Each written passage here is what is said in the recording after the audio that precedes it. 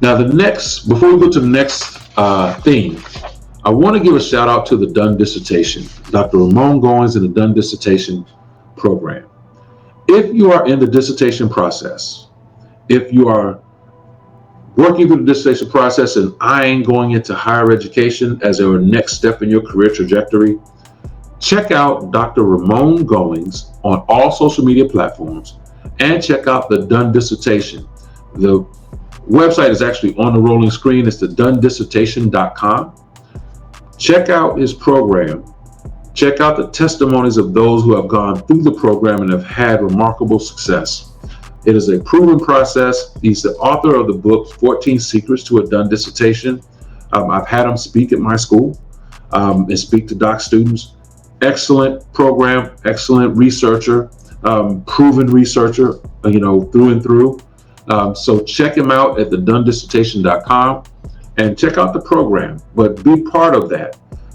It does work, and he's a great partner in this work with me, kind of a colleague, thought partner, mentor, things like that. Excellent brother, and great work that he's doing. So the donedissertation.com.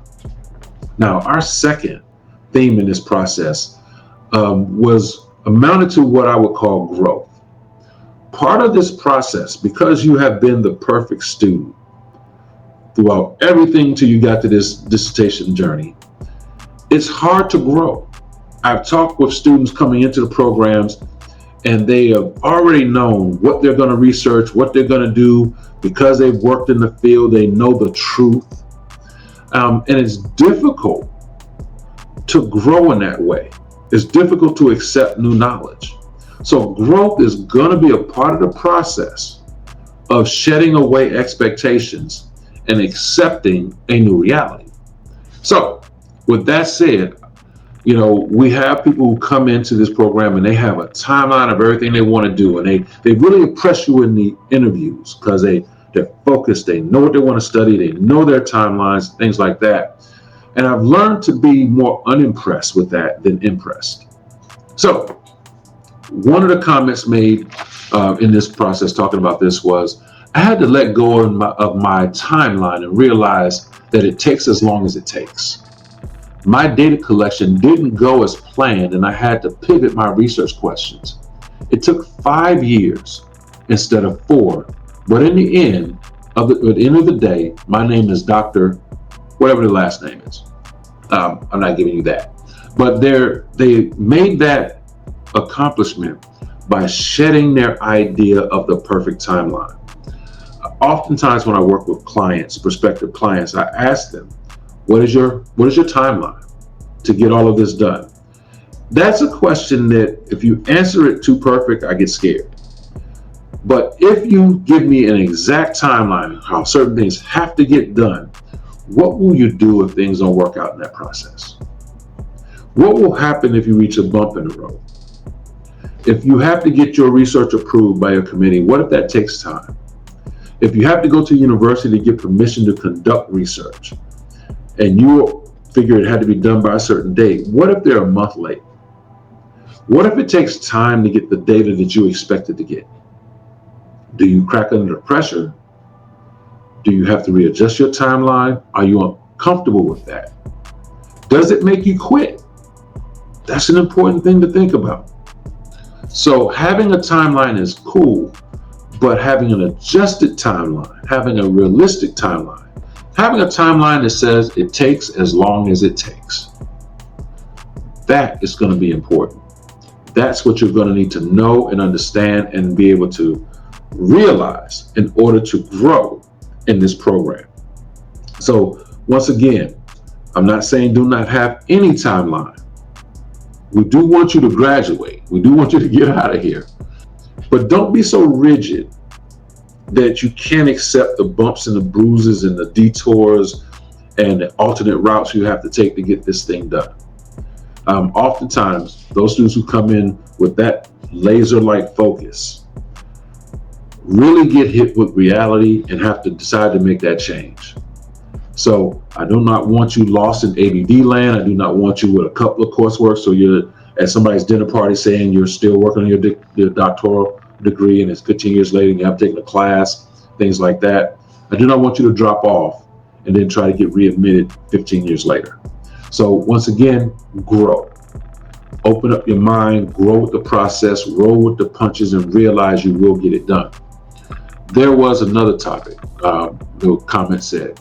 The one thing they had to let go of is the idea that they will solve the problem that first drew them to their research. When you go into this program, we interview potential students and we ask them what they're interested in, and some say, I don't know yet, I'm open to finding out, or these are areas that I kind of think about a lot. I like that student because they're open to grow. It's the student who comes in and says exactly what they're going to do, exactly what they're going to research, that scares me. Because what are you going to do if the topic you think you're going to research requires that you accomplish other topics first before you get to that? That research topic that you think you're interested in may well be on your research trajectory, your career trajectory, but it may take you a few years to get there. You may have to accomplish some other issues and researches related to that before you get to that ultimate topic that you were interested in originally. Can you evolve? Can you grow? Can you accept the changes that you have to go through? Can you accept knowledge that tells you that before you get to this particular topic, you got a few others you got to get accomplished? Can you accept that and still grow? When I first entered the program, my doctoral program, I was an assistant principal at a high school. And dealing with what I dealt with every single day, I went in knowing I wanted to study school discipline. I had to figure this thing out for me, for my students, for everyone involved. What I learned throughout the process was it was deeper than dealing with school suspensions and disproportionality and things like that. There were other things and topics I had to understand in order to grow and become better with this. I had to accept that my topic that was going to be on school discipline had to first be on other topics related to it, like school climate, school culture, teacher effectiveness, teacher expectations. All of these subtopics I had to grow to. And to date, I'm still not there yet on totally dealing with discipline. It's in the trajectory, but I'm building this idea first with subtopics and other topics related that got to get accomplished first. Can you grow in your understanding of this topic such that you can reach it on your trajectory? The person who gave us this comment here understood that they had to let go of the idea of this topic or problem that drew them to the research. It's not gone. It's just that they have to adjust and then maneuver, and maybe this topic is on their research trajectory, but it probably won't be dealt with for another 4 or 5 years. You have to accept that in order to grow. But if you're stuck in perfectionism, if you're stuck in thinking that this is exactly what I'm going to do and I'm so laser focused, I'm not open to anything else, that could be the one thing that derails you.